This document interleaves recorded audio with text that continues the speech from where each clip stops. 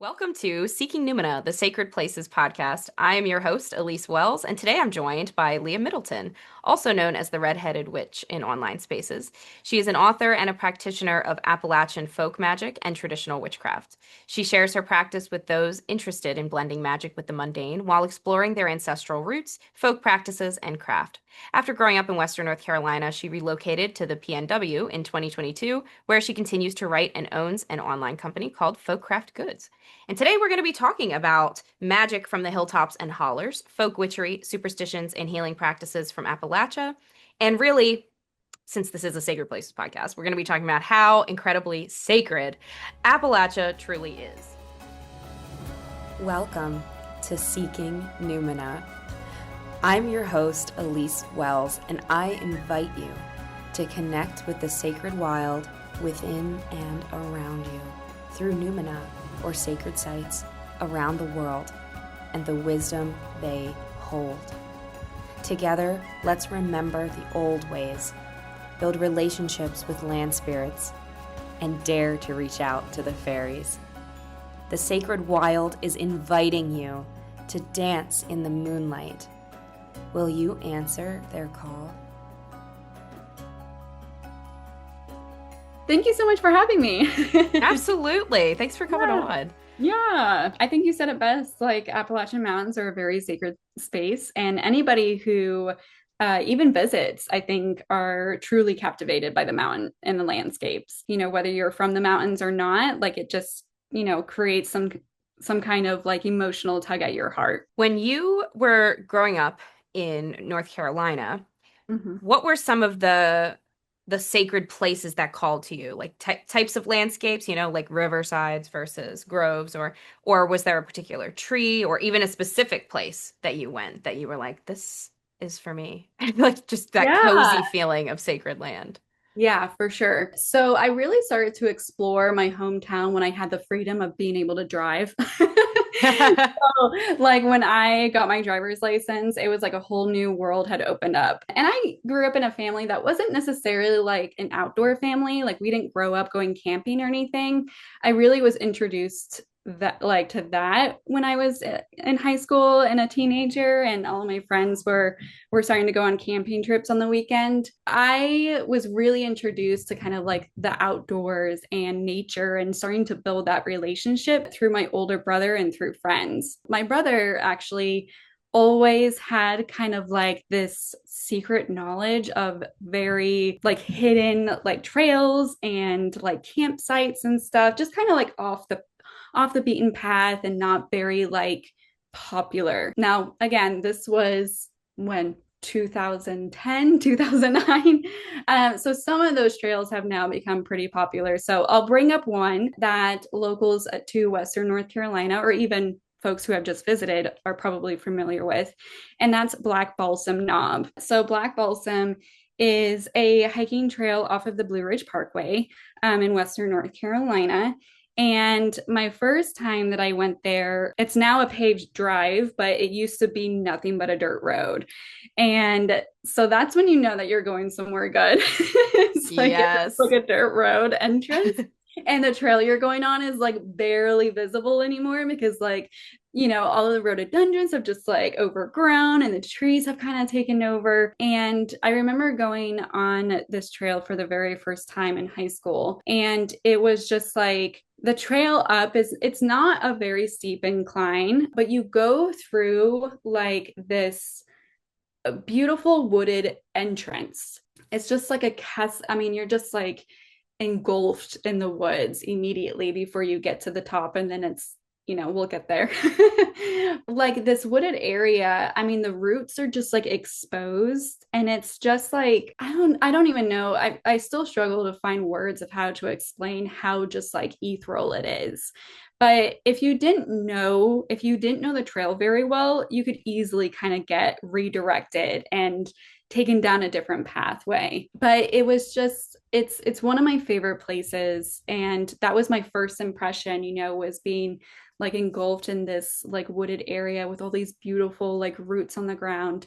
And then you finally get around to a curve where it opens up. It's just like I don't know, I kind of feel like it's kind of like the hero's journey, like you approach like this like obstacle, and then like you're unsure of like what's gonna happen, and then you get through like kind of like the shadow like period, and then you get up into this achievement, this light and this brightness, and you're met with like rowan trees, you're met with just like a diverse like amount of plants and allies. And I will never forget, because when you go around this curve, you're hiking a little bit longer, and there's this tree that is like one of the only like singular trees after you leave like the wooded area in the entrance. I don't even remember exactly what type of tree it was because it was pretty bare when I saw it, but it had this one low hanging branch, and it was almost like a lot of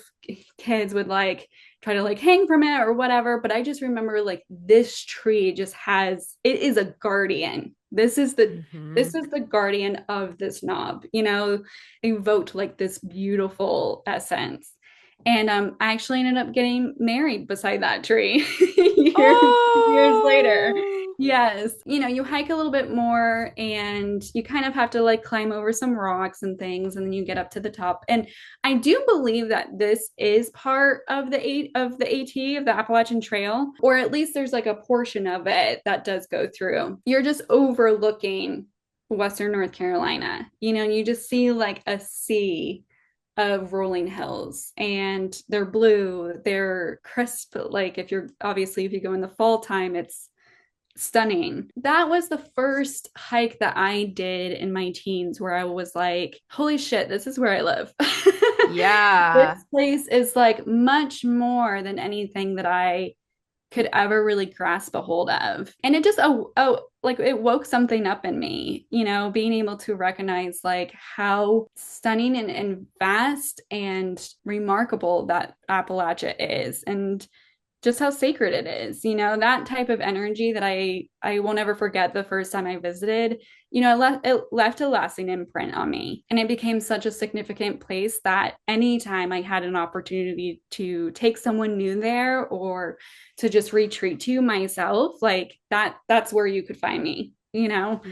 And like I said, I ended up getting married there too. That's so special.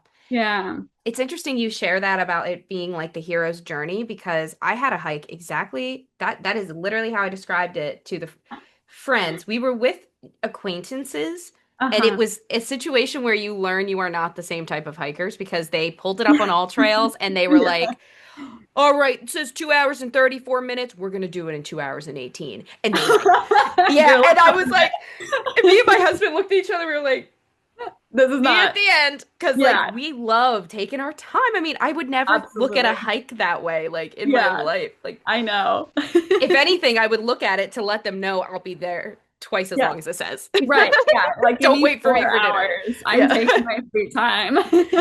And so we ended up doing this hike alone.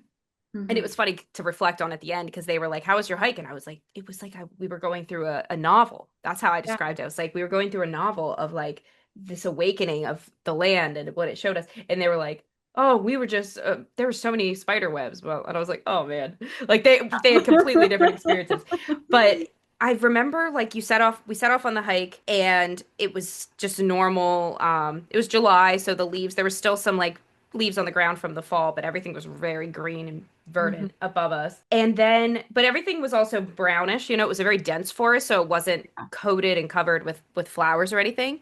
But then Mhm. all of a sudden that changed, and it was this big mossy expanse, and it felt Mhm. like a call to adventure because I felt us at a crossroads. Like we can Yeah, accept this hike for what it can be, for sure.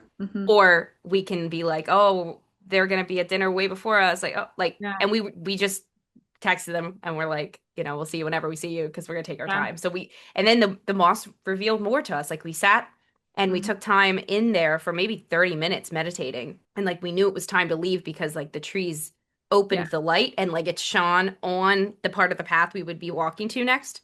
And it was Mhm. like, okay, time to go. Like, and the Yeah. whole hike was like that. And then we got to a point on that hike too where we didn't bring any snacks because we were like we should have. We should have. But we were just like, I don't want to carry a bag. Oh, so we brought water, but we didn't bring like provisions.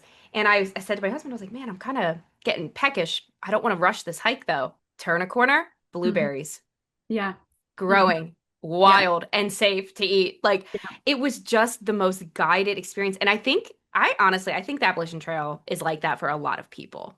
I do too. The Yeah. way they return to it and Yeah, and like you said, you touch on, it meets your needs, in terms of like when whether it's hunger, right? There's blackberry. I remember blackberry picking nearby on this trail. I think the land recognizes like some kind of need, like whether yeah. that's spiritually, emotionally, physically. Obviously, I don't want to speak for everyone's experience, but that's definitely the experience I've had and some other folks have had. Whether it is like a spiritual or an emotional need, every single time you return, like there's something that has been tended to. There's something that has been like either you get clarity on something or you get closure on something. My husband and I ended up visiting back in Western North Carolina shortly after we moved, actually, because I just truly felt like there what that I needed to see it again. I was like, I need to go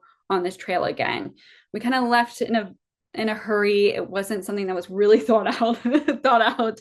And I didn't get that chance. I didn't get that chance to spend kind of not my last because I will definitely be able to go again. Maybe not to that particular spot because of the Blue Ridge Parkway being closed because of Hurricane Helene, which also is another added grief layer to it. Yeah. So we went back in October and I just remember, like we got to see the spot where we got married, where we like stated our vows, but it had been overgrown with rowan trees, like just rowan berries everywhere.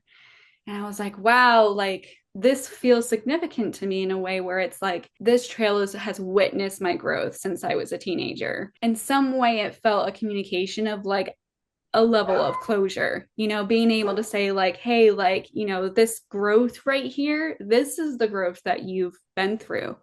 Like, it's okay to like close this and to keep moving on the trail. You don't have to keep looking back. It's okay. And so we kept hiking, we went to the not the very, very top, but a top and was able to kind of sit down and overlook like the mountains again. And it met me where I was, it knew where I was at in my life and kind of like this, I don't want to say closure, but it was just like this recognition. I felt seen in that moment.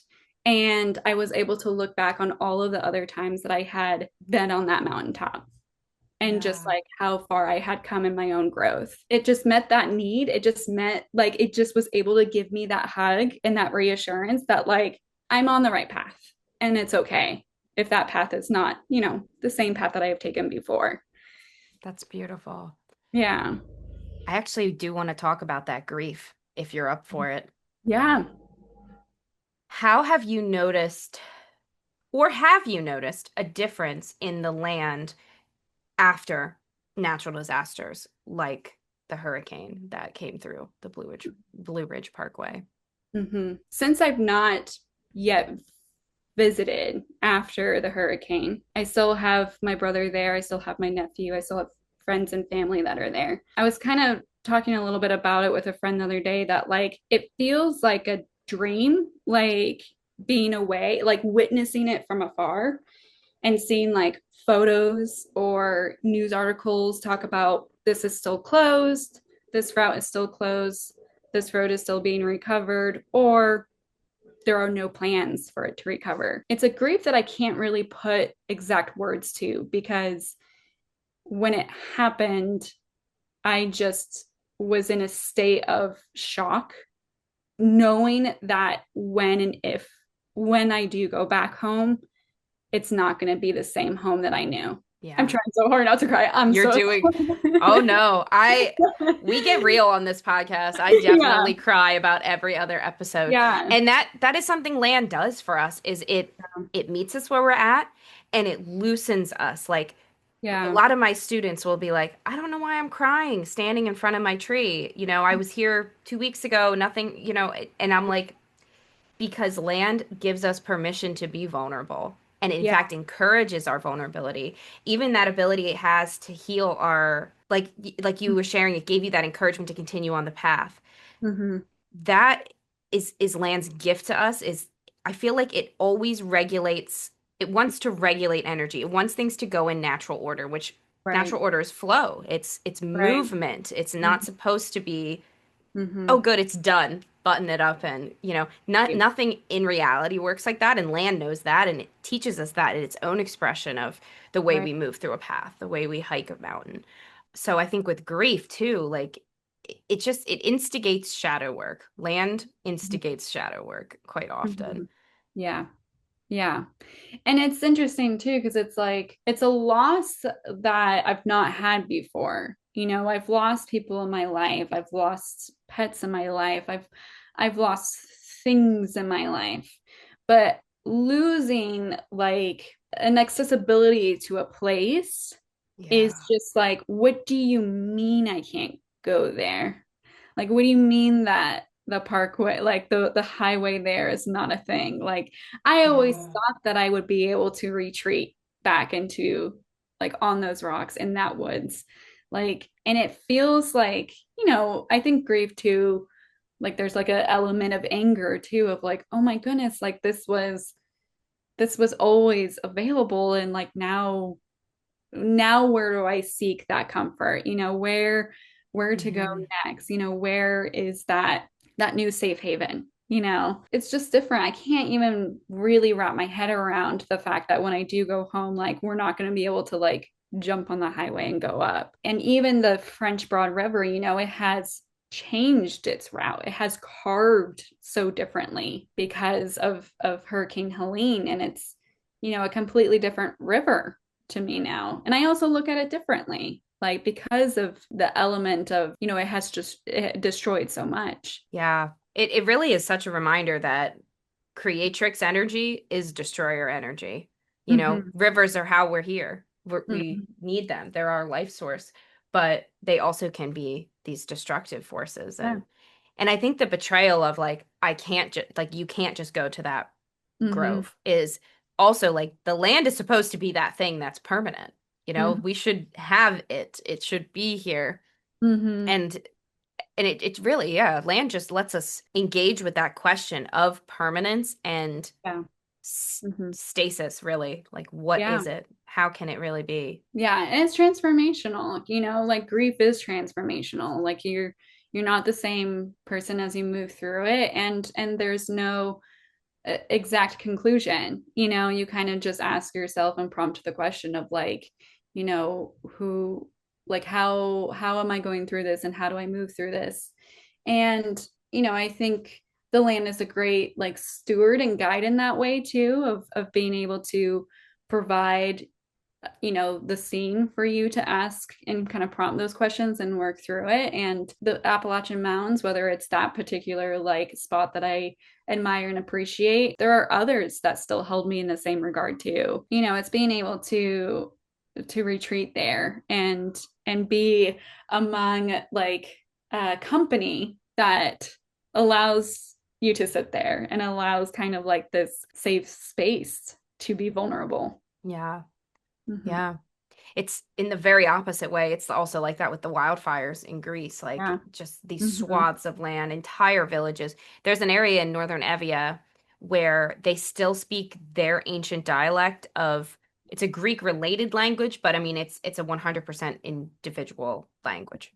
And that's how remote this place is. And it was so decimated by wildfires in 2023 that this is the first time in human history that no one's living there Oh, wow. in recorded human history. Yeah. And Wow. it really does just make you think about, yeah, Mm-hmm. time and then the land is going to heal, it Mm-hmm. will come back. So Yeah. I think we also get very personal because Yeah. our lives are so short Mm-hmm. in the Yeah. way that affects us. Yeah.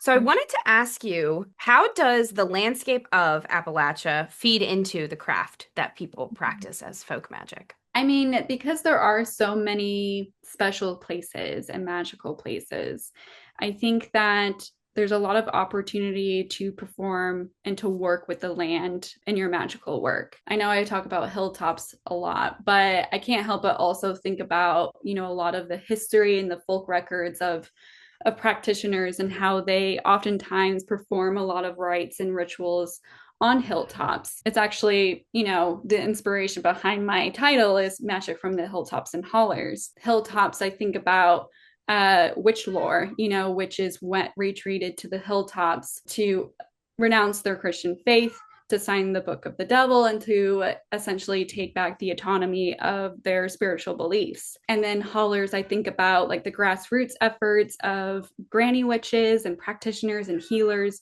who are really on the ground being able to work with their local community. And so that, those two landscapes are what inspired my whole book, the whole book, being able to talk about like the folk magic and being able to talk about witchcraft in the definition of how Appalachia defines it. When I think about the hilltops, they're thought to be very sacred in Appalachia because you're closer to the heavens, right? Like you're higher up in the ground. You're in the liminal space. There's something very magical and potent about being on a hilltop.